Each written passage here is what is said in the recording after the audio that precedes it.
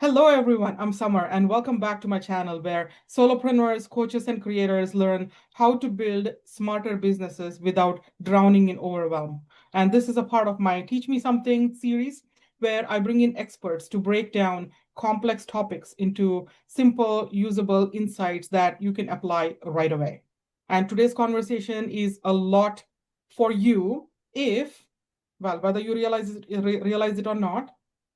Today, we are talking on technology, not from a technical standpoint, but from a business perspective.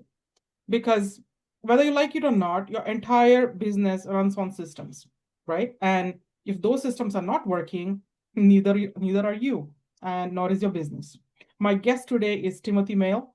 He's a seasoned professional with 30 years of experience in project management, IT solutions, and organizational development.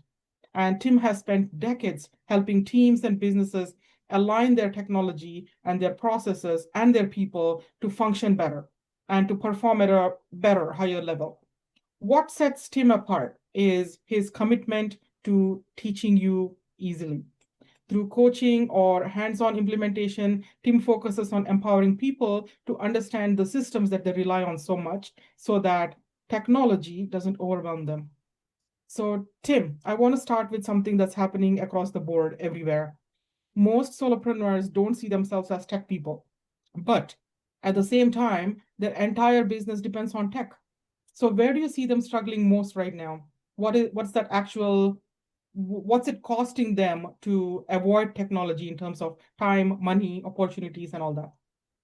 The biggest thing I'm seeing at the moment is people are getting distracted by the. You've got the companies that have got the money to put all them into the ads over social media, on the internet, the paid ads you don't want to see on social media, you can't get rid of. Um, and I think they're the ones to go to. But in essence, they're not always suitable. And sometimes the ones with that kind of money, they're also the ones they make the money for a good reason, which isn't always good for I'll say you get smaller startups, for example, and they start off all right, and then they become modular, as I describe it, or the agency model is way I put it, is where it's, we need that and they need that. So it all adds up over time. And so the biggest costs that I'm seeing at the moment, A, it's money, and B, it's also they don't ask about, it's too scared to ask about the aftercare. A lot of Yeah. places go in, it's a one and done. So do that, set it up right. By the way, it's extra for being there after, Hmm. and then that's where people like me come get. I've been asked to go in so many times, Hmm. and that financial cost is in anywhere between four, and one company was actually in bankruptcy because of it. Ugh, that's frightening because sometimes hidden cost of things. They start they start not working properly behind the scenes, and then before you know it, your company is losing money and you're bankrupt, right? So let's say someone feels like their business is very chaotic or they're very inefficient. They're working hard, but things feel very messy and disorganized. So from your experience, what are the first signs that the problem is actually their tech setup and not their effort?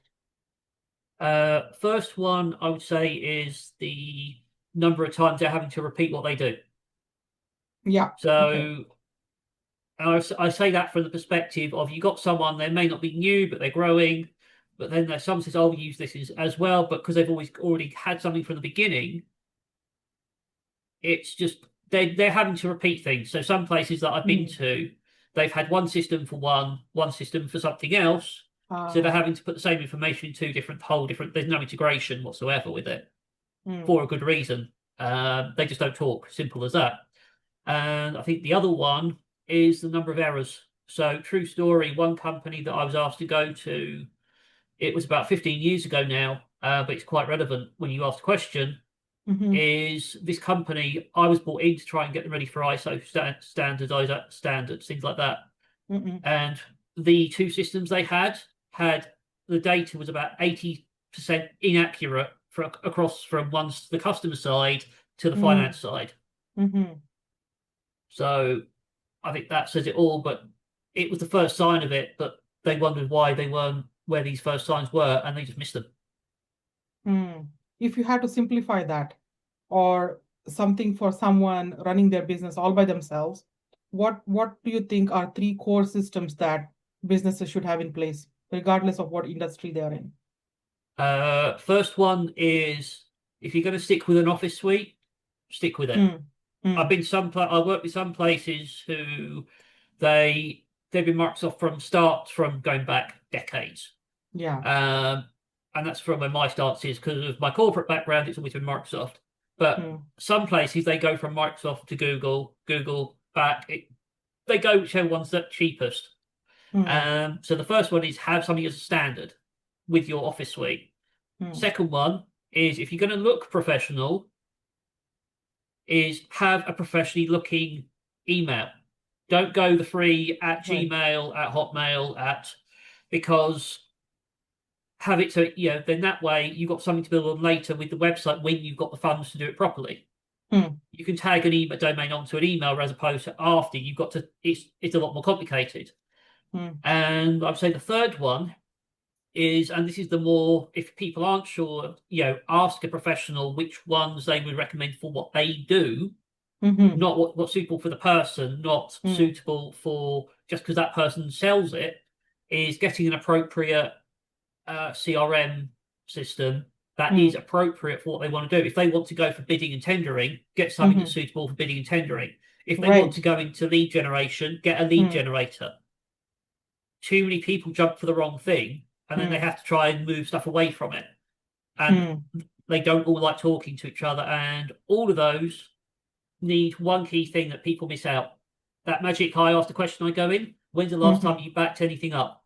And I get the and I don't mean that USB key that comes out the desk drawer that hasn't seen the light of day in 6 months or even years.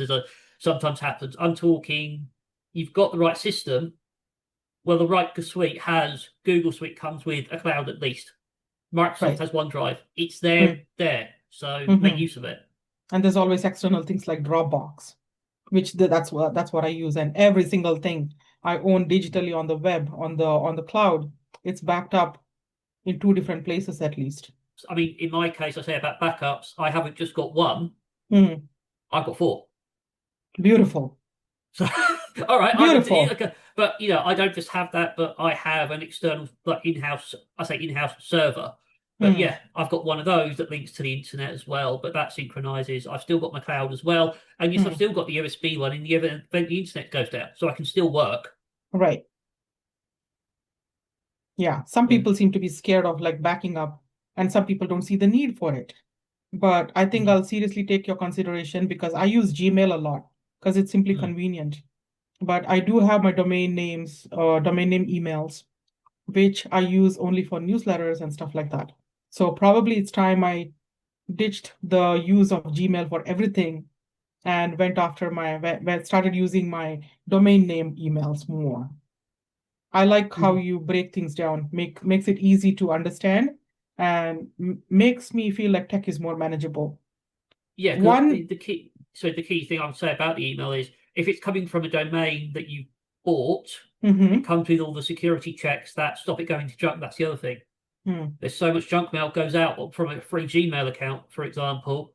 It all goes into my junk folder. mm, So, yes, I know what you mean, especially the mass sent ones. hmm, So I'll be moving my LinkedIn posting party open form emails. Probably they'll go through my domain name very soon. hmm. Well, let me ask you something on a totally different note. I heard from the grapevine that you're building something called Technophobia, which I think is a perfect name. I love it because so many people are like, if only I had $1 for every time somebody said, I'm so scared of tech. I break tech. I don't like tech. I'm frightened of this. What does this technophobia help people overcome? Why do you think many entrepreneurs feel stuck or overwhelmed when it comes to technology? So the purpose of the Technophobia is it's a scheme that I put together with after nearly, I'll say it, 25 stroke 30 years Hmm, experience um, of seeing the errors people are made, dealing with the people, and it is predominantly the hmm, problem with tech is it's a people thing. hmm, hmm, It's the lack of training. People are unsure because they just give it right there. It says something, you just get on with it, hmm, and they're expected to adapt to it. Hmm. The purpose of it is, in a nutshell, it's to take the whole jargon out the equation Hmm. and educate people for in a way that that they realize everyone can use it. Hmm. That 55-year-old who goes, I'm too old to learn how to use, this particular CRM, or they feel that overwhelmed because someone's got in and set it up, but Hmm. Hmm. there's no support from anyone outside of their to teach them. It just gives Right. them that experienced understanding, the fundamentals, to give them just okay, they got the courage to know to A, ask the right question, Yeah. but B, takes them through the basics of the rules that carry through whatever you put on these things, Hmm. and they can just, they know to ask the right question. They know if they feel comfortable or not. They'll understand, do I press that button or do I need to ask before I do something? And that's where Hmm. 99% of errors occur. Hmm. So would you be using people to use certain tools, or are you focusing on just getting the phobia out of their minds? Uh, I said it relates to, the different side of the tool. So it does relate to the difference, goes into Microsoft 365. It goes into the Google equivalent. It goes Hmm. into websites and website integration so people can understand why. Hmm. Having, for example, a website that's built in one day, and it was built by an AI, but nothing else can integrate with it, Hmm. Hmm. can be a bad thing, because then they bring something else in, then it won't. Oh, why is that CRM not working? Because that doesn't like it. I think so. Hmm. It gives them the point to know, I need to get someone in to either change something, make the right decision, Hmm. and also just be more confident in what they've done, or just to ask. I always say it. There's no such thing as a silly question, Yeah. but so many are too afraid to ask because they're afraid to look weak in other people's eyes. Hmm. That fear is real. Like what are people going to think if you figure out that I'm not so good at tech? And I think Yeah, that's why people end up like overcompensating. They keep adding more tools and more platforms. They purchase more subscriptions. So one thing I want to clear up is, with so many CRMs and automations and systems out there, how does someone know what actually to use versus what's something to use because Tim's using it, because someone is using it? yeah. I think you started straight off where you said, well, oh, because I'm using it or because you use it. Mm-hmm. Um, as I've already said, I always say to people, there's no such thing as a silly question if I'm talking to them, and I quite obviously mean that. Mm. Um, I strongly believe you ask the right question. So the key one I mentioned about the aftercare. So after something's been set up, whether that be a website, a CRM, a computer, anything behind the scenes going on that people Right. rely on, Mm. it doesn't hurt to ask the right question in the first place. So Mm. by saying, for example, right, well, if these things don't run by themselves and they do have updates that none of us control, Yep.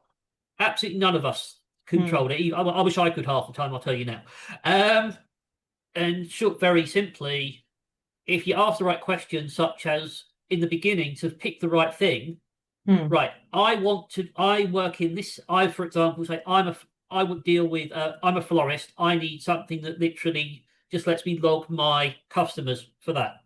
Or Mm. someone works in a construction company and says, right, I want to go for tenders later on to get work for the big multinationals, for example, some of the contracts I've Mm-hmm. done contracts for as well. They've got the wrong thing behind them, and because of that, they fail getting the work. Mm. It's simple as Mm. that, really. It's ask the right question. So, have I got that support there, or is it a one and done? Set something up, then it's going to cost me another 500 quid with you guys next time for an update, for example, on some Mm. what I define as the agency-based website models. Mm. Mm.